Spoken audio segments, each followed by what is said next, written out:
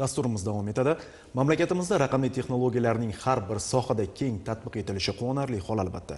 Biroq ko'plab fuqarolar internet firibgarlarining yolg'on aldovlariga uchrab, bilib-bilmasdan shaxsiy bank va karta ma'lumotlarini taqdim qilishi natijasida ham moddiy ham ma'naviy zarar ko'rayotganligi ham bor gap. Afsuski, yildan yilga bunday jinoyat turlari ko'payib bormoqda. Ularga qarshi kurash bo'yicha olib borilayotgan ishlar bilan tanishtirish maqsadida O'zbekiston Respublikasi Ichki ishlar vazirligi Tezkor qidiruv departamenti kiberxavfsizlik markaziga press-tur uyushtirildi.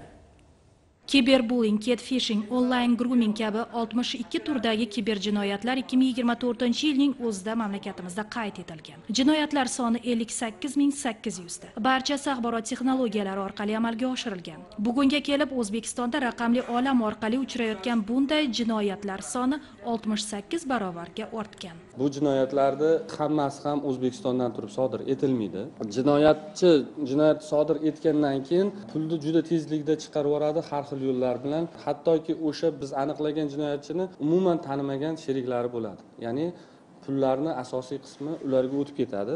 Jinoyat fosh etildi degani bu pul qaytdi degani emas. Jinoyatlarning hammasi ham ochilmaydi. Dunyo statistikasi bo'yicha ham eng ko'p fosh etilgan ko'rsatkich 19-21% ni tashkil etadi. Bizda bu ko'rsatkich hozirgi kunda 17-18%. Press-tur davomida jurnalistlar kiberxavfsizlik markazi faoliyati bilan tanishish bilan birga sun'iy intellekt texnologiyalari bo'limida olib borilayotgan tahliliy ishlarni kuzatishdi. Sohaga doir savol-javoblar ham bo'lib o'tdi. Ko'p tarqalyapti, meni rasmim, seni videoingni topdim, yoki bo'lmasa majburiy ijrosidan senga qarz bor, suddan chaqiruv, APK fayllar tarqalyapti. Ayrim hollarda Telegram akkauntga bog'lab qo'yadi. Ya'ni telefonlarimizdan kelgan SMSlarni, fayllarni hammasini ushlab, o'zini Telegram akkauntiga yuborib turadigan kod yozilgan bo'ladi. Ayrim hollarda chet eldagi serverlarga ma'lumotni yuborib turadi.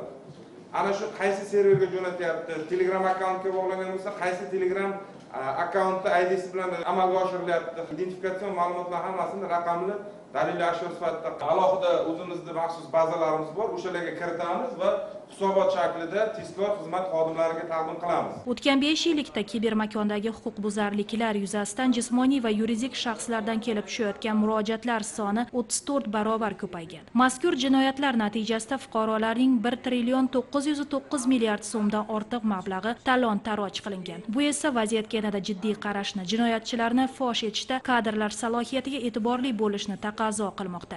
O'zbekiston Respublikasi Ichki ishlar vazirligi akademiyasida ushbu yo'nalish bo'yicha mutaxassislarni tayyorlash jarayonlari jurnalistlarning diqqat markazida bo'ldi. Press-tur qatnashchilari akademiyada bu borada olib borilayotgan o'quv ishlarini kuzatdi. Fakultet mashg'ulotlari nazariy o'tib bo'lgandan keyin birinchi kursda o'quv tanishuv amaliyotini, ikkinchi kursda ish o'rganish amaliyotini va uchinchi kursda bitiruv malaka ishi oldi amaliyotlarini Ichki ishlar vazirligining Tezkor qidiruv departamenti kiberxavfsizlik markazining hududiy bo'limlarida o'taydi. Ular to'g'ridan-to'g'ri jinoyatni, sodir etgan jinoyatlarni fosh etish jarayonida ishtirok etadi.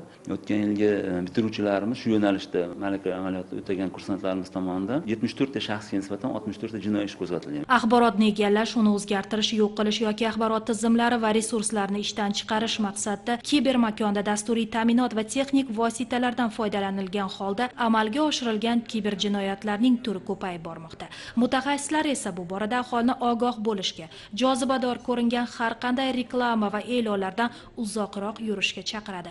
Shahnoza Haydar va Jahongir Qosimov, Yoshlar.